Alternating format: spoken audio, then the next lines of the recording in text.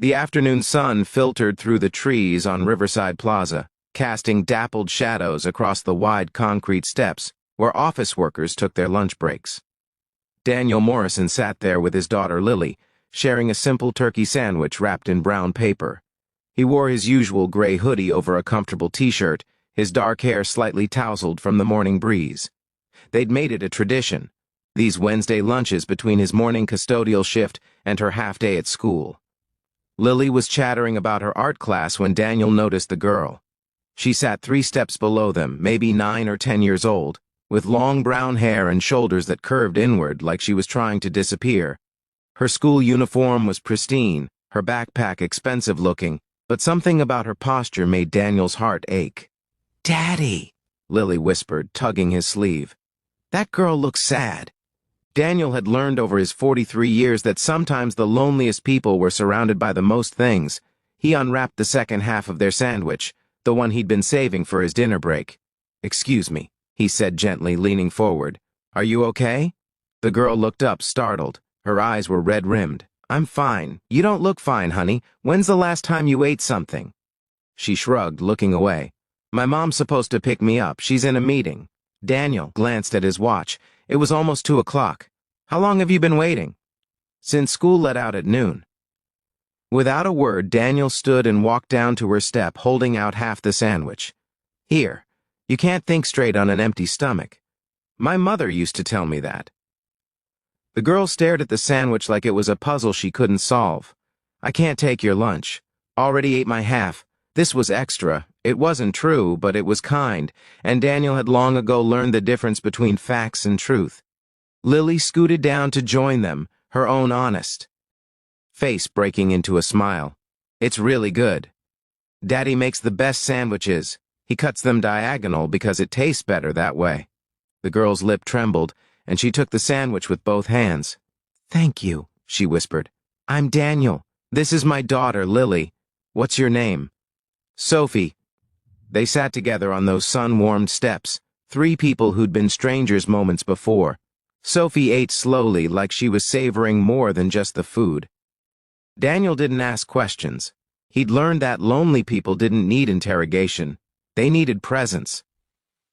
"My mom works a lot," Sophie finally said, her voice small. "She's important. She runs a big company. I'm sure she is important," Daniel said carefully.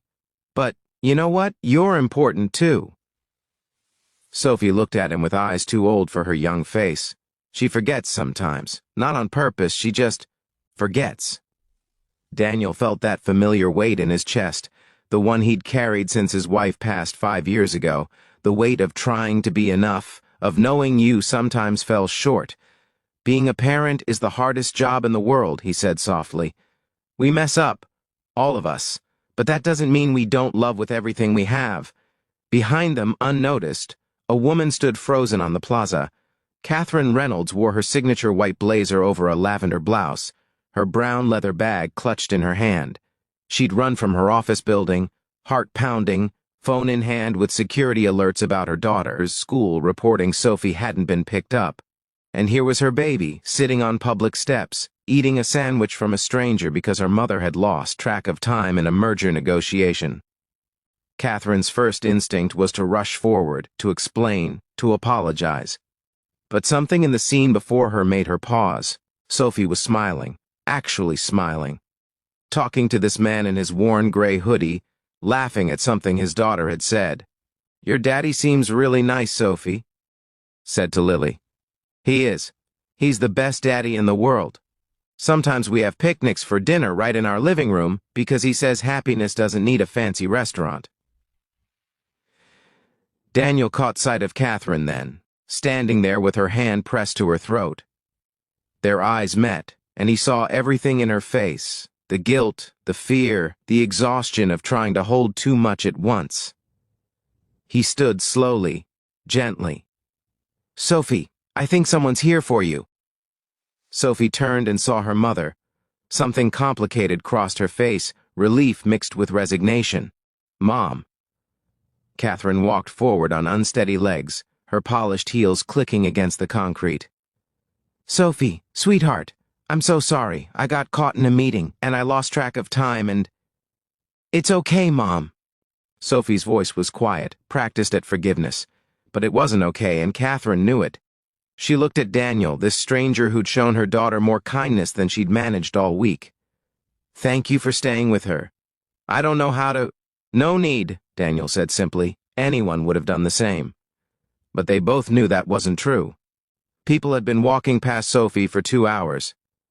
Catherine knelt down to her daughter's level, not caring that her expensive slacks were pressing against the dusty concrete.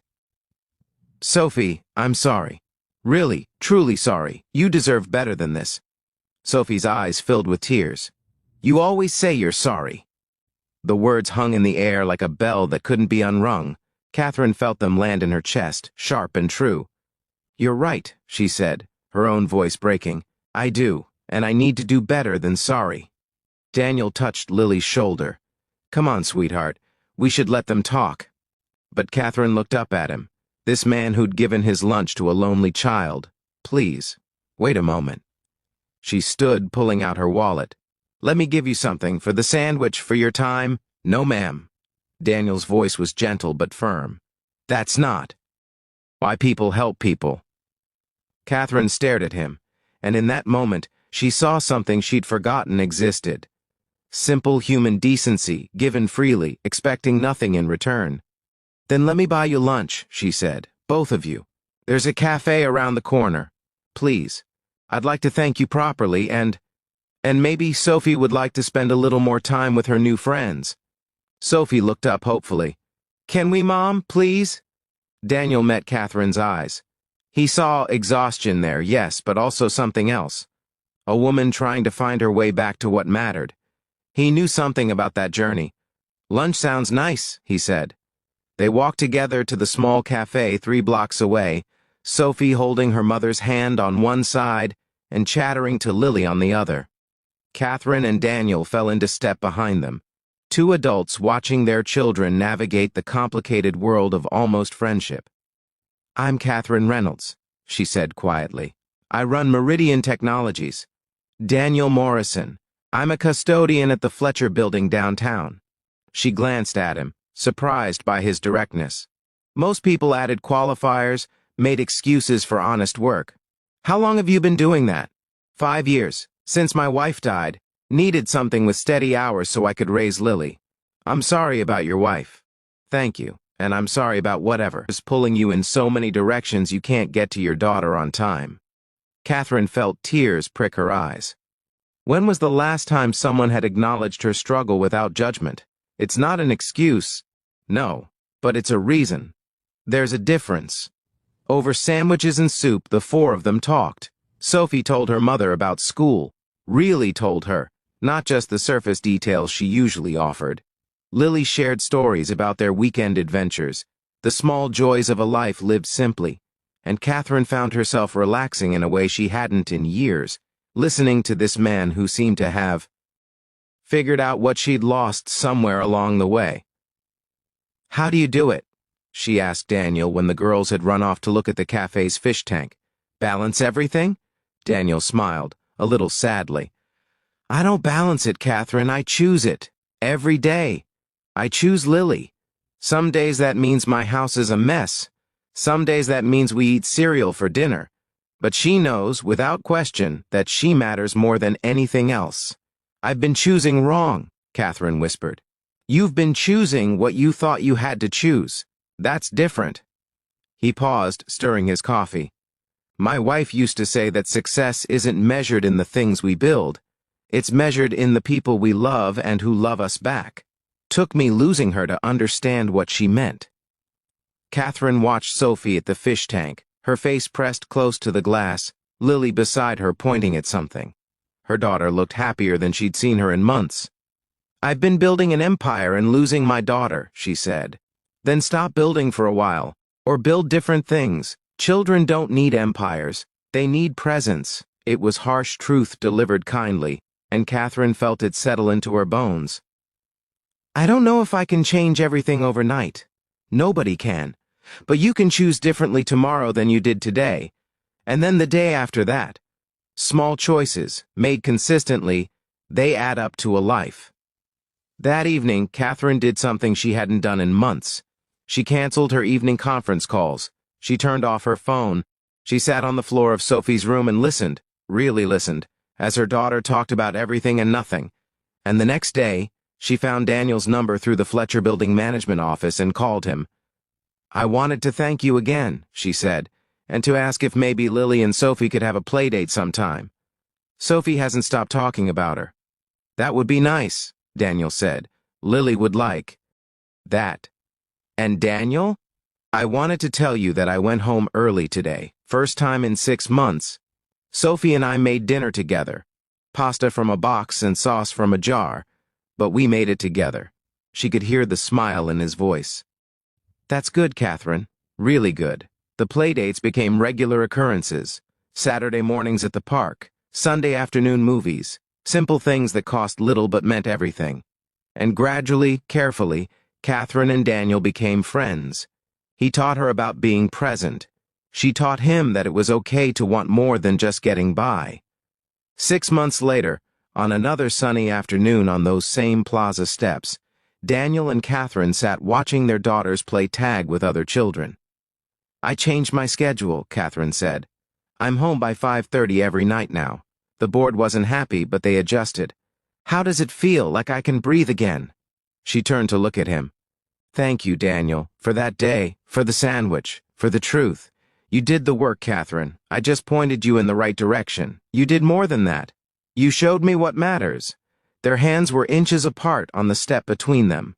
Daniel moved his pinky finger closer, the smallest gesture, a question asked without words. Catherine closed the distance, linking her pinky with his. "This is probably complicated," she said softly. "Most good things are. People will talk, CEO and custodian. Let them talk. I'm a single dad trying to raise a good human. You're a mother trying to be present for her daughter. Everything else is just noise." Above them, the afternoon sun continued its slow journey across the sky. Around them, the city bustled with people chasing things they thought they needed. But on those steps, 4 people had found something rare and precious: the simple grace of being seen, being valued, being chosen not for what they could provide but for who they were. And sometimes, that's more than enough. Sometimes, that's everything.